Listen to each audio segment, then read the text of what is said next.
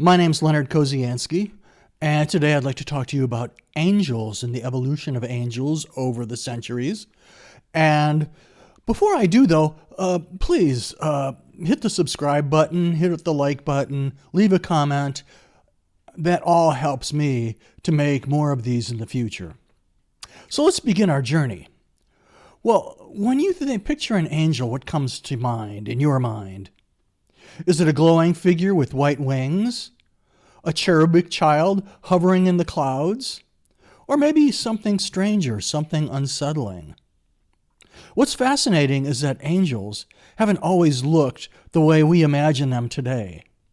In fact, their appearance has changed dramatically over time, shaped by theology, culture, politics, and artistic taste. Today we're going to take a journey, nearly 2,000 years long, through the history of angels in art, from their earliest appearance in Christian imagery through medieval cathedrals and Renaissance frescoes, all the way to modern and contemporary interpretations. This isn't just a story about art styles, though. It's a story about how humans have tried to visualize the invisible, and how every era reshaped angels to reflect its deepest beliefs and anxieties. Let's start in the early centuries of Christianity, roughly the 3rd to the 5th centuries. Here's something that often surprises people. Early Christian angels didn't have wings. In catacomb paintings and early mosaics, angels look like ordinary human men. They're dressed in Roman tunics or togas, sometimes resembling imperial messengers or philosophers.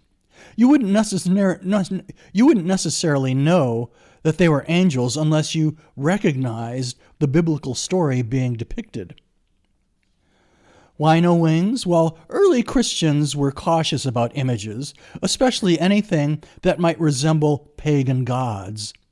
Wings were strongly associated with figures like Nike, the Greek goddess of victory, or Eros. Angels at this point weren't thought of as a separate species with a fixed appearance. They were simply messengers, human in form, divine in purpose. The emphasis was on what angels did, not what they looked like. Well, that changes dramatically in late antiquity and the Byzantine world, beginning around the 5th century. This is when wings become standard. Byzantine artists needed a clear visual language to distinguish heavenly beings from earthly ones. Wings solved that problem instantly. They signal speed, transcendence, and a freedom from physical limitations. Angels in Byzantine art are tall, solemn, and frontal. Their faces are calm and impassive. Gold backgrounds replace natural landscapes, placing angels outside of time and space. These images aren't meant to feel approachable, they're meant to feel eternal. In Byzantine theology, heaven is highly ordered and hierarchical. Angels aren't emotional companions, they're cosmic officials, carrying out divine will with perfect obedience. As we move into the medieval period in Western Europe, angels become more complex and more categorized. Theologians like the Pseudo-Dionysius described angels as belonging to 9 distinct choirs: the seraphim, cherubim, thrones, dominations, virtues, powers, principalities, archangels, and angels. Medieval artists tried to visualize this invisible hierarchy. Angels appear everywhere, in illuminated manuscripts, church portals, and stained glass windows. They're highly stylized and often flattened, with patterned wings and bright, symbolic colors. At this stage, angels function almost like theological diagrams. They teach doctrine visually, showing how divine order flows from God down to humanity. These angels aren't individualized personalities, they're embodiments of celestial structure. By the Gothic period, roughly the 12th to the 14th centuries, something begins to soften. Angels become more graceful, more animated, and importantly, more emotional. We see angels smiling, playing musical instruments, bending towards human figures with tenderness. Their drapery flows, their bodies move. This shift reflects a broader change in medieval spirituality. Gothic Christianity emphasized emotional devotion and personal connections.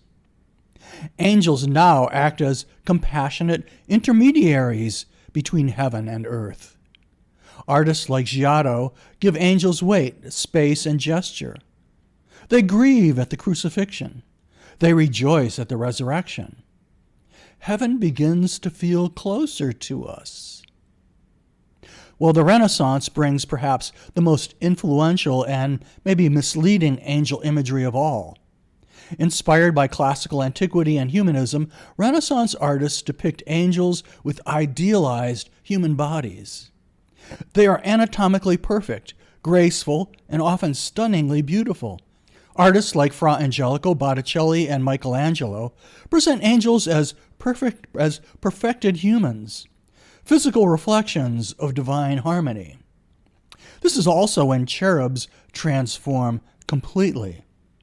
In the Bible, cherubim are terrifying, multi-faced beings with wings covered in eyes. Well, Renaissance artists reinterpreted them as chubby, winged infants, what we now call putti. These cherubs symbolize innocence, divine love, and joy, but they bear little resemblance to their biblical origins. It's a powerful example of how art doesn't just illustrate theology, it reshapes it. Well, in the 17th century, the Baroque period takes angel imagery to new extremes. These angels twist, soar, and burst through the clouds. Light and shadow heighten their drama. Emotion is intense and unmistakable. This style reflects the Counter-Reformation, when the Catholic Church used art to inspire awe, devotion, and emotional engagement. Think of Bernini's Ecstasy of St. Teresa, where angels are agents of overwhelming spiritual experience. Angels here aren't distant officials or gentle guides. They are forces, divine energy made visible. Well, by the Enlightenment, angels start to fade from serious religious art, and they're replaced by reason and allegory. This is the time of the American Revolution. But they return in new forms during the 19th and 20th centuries. Victorian angels are sentimental, mournful, often associated with death and remembrance. They appear in cemeteries and memorial art as guardians and comforters. In modern art and movies, angels become ambiguous, unsettling, or even whimsical. In contemporary culture, angels can be abstract and wingless, like in the movie It's a Wonderful Life, or even monstrous and evil, like the flying monkeys in The Wizard of Oz. They become symbols of longing, trauma, or the absence of certainty. In a secular age, angels often represent not heaven itself, but humanity's desire for transcendence, or the belief in an afterlife. So what does all this tell us? Well, angels don't just reflect beliefs about heaven, they reflect beliefs about us. Every era creates the angels it needs: messengers, bureaucrats, companions, warriors, symbols, or questions without answers. Across centuries of change, one thing remains constant. Angels occupy the space between worlds, between the visible and the invisible, between fear and hope. And as long as humans continue to wonder what lies beyond, angels, whatever form they take, will keep appearing in our art. Well, thank you for watching this video about angels and angels in art and how they have appeared to us, or how we have depicted them over the centuries. Again, if you wouldn't mind, leave a comment, subscribe, like. They help me to make more of these videos in the future. Thanks again for watching.